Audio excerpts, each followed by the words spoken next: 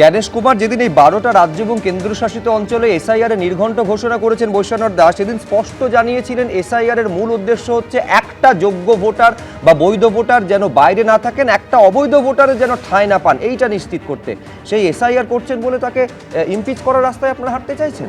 মানে বিশেষ নিবিড় সংশোধন যেটা বাংলায় আপনারা সংস্করণ বার করেছেন তাতে 150 জন মানুষ মারা গেছে, মৃত্যুর মিছিল হয়েছে, নাকে নল ঢুকিয়ে অক্সিজেনের সিলিন্ডার নিয়ে লোককে হিয়ারিং সেন্টারে অ্যাটেন্ড করা হয়েছে, অ্যাম্বুলেন্সে করে মানুষকে যেতে হয়েছে, স্ট্রেচারে করে নিয়ে যেতে হয়েছে, এই চূড়ান্ত ভোগান্তি হয়েছে, কত মানুষ অসুস্থ হয়েছে, কত মানুষের প্রাণ গেছে।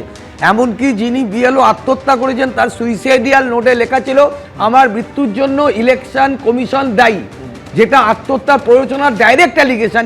আপনাদের যে বিএলএ সবথেকে বেশি বিএলএ আপনারা দিয়েছেন বলে দাবি করেছেন, সেই বিএলএরা কি করছিলেন? অভিষেক বন্দ্যোপাধ্যায় নিজে বিএলএদের বলেছেন সহযোগিতার জন্য এগিয়ে যাওয়ার যেতে। বিএলএ আর বিএলওর মধ্যে তো তফাৎ আছে।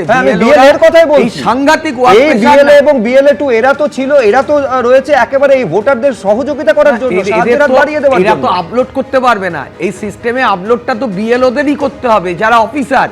তারা মারা গেছেন, তাদের সুইসাইডিয়াল নোটে লেখা আছে যে আমার মৃত্যুর জন্য ইলেকশন কমিশন দায়ী। 150 জনের মৃত্যু গেছে, মৃত্যুর মিছিল হয়েছে।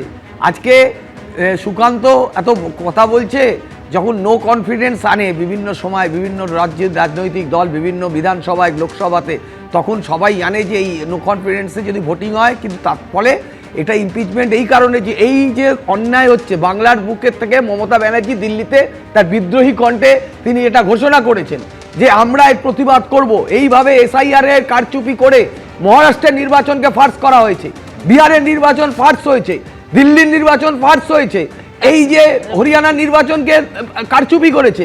নির্বাচন কমিশন বিজেপির শাখা সংগঠনের মতো পদলেহন করছে।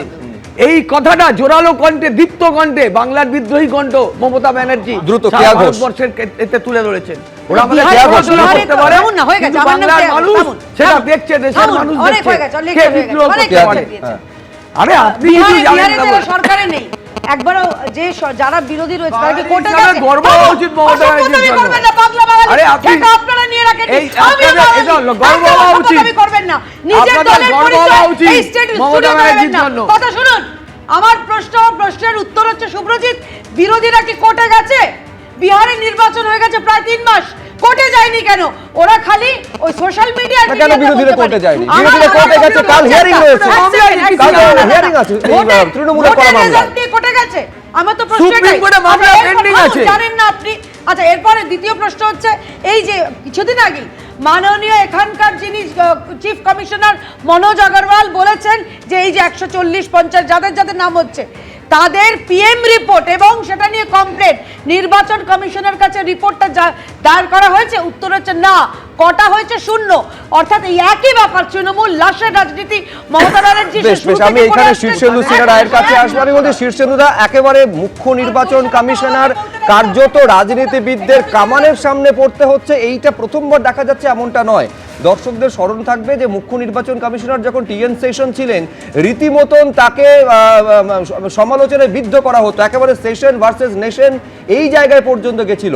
কিন্তু ইমপিচমেন্টের মতন প্রস্তাব সংঘাতটা এই জায়গায় যাওয়া, এইটা সম্ভবত প্রথমবার হচ্ছে। মানে এই ক্ষেত্রে কি হতে পারে? ভারতীয় সংবিধানের 324 নম্বর অনুচ্ছেদে ভোটার তালিকা সংশোধনের কথা বলা আছে, নির্বাচন কমিশনের সেই ক্ষমতা আছে।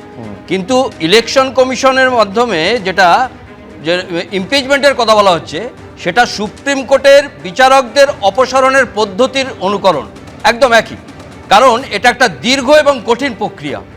এই জন্যে সংসদের উভয় কক্ষে লোকসভা এবং রাজ্যসভা উপস্থিত ও ভোটদানকারী সদস্যদের 2/3 সংখ্যাগরিষ্ঠ এবং মোট সদস্যদের অর্ধেকের বেশি সমর্থন প্রয়োজন, তবে ইমপিচমেন্টটা হবে। আর প্রস্তাব যদি নেওয়া আসা হয়, সে অযোগ্য বলে প্রস্তাব নিয়ে আসা যেতে পারে কিংবা অক্ষমতা বলে প্রস্তাব নিয়ে আসা যেতে পারে। কিন্তু প্রস্তাব নিয়ে আসতে গেলে যে অভিযোগের সত্যতা যাচাইয়ের জন্য একটা তদন্ত কমিটি পরে গঠন করা হয়, আর প্রস্তাবটা পাশ করার জন্যে সদস্যদের উভয় কক্ষের লোকসভা এবং রাজ্যসভার প্রতিটিতে মোট সদস্যের সংখ্যাগরিষ্ঠতা উপস্থিত ও ভোটদানকারী সদস্যদের 2/3 সংখ্যাগরিষ্ঠতা প্রয়োজন। তারপরে কি হয় না, উভয় কক্ষ থেকে প্রস্তাব পাশ হওয়ার পর তা রাষ্ট্রপতির কাছে পাঠানো হয়, রাষ্ট্রপতির স্বাক্ষরের পর নির্বাচন কমিশনার পদচ্যুত হতে পারে। এবিপি আনন্দ, এগিয়ে থাকে, এগিয়ে রাখে।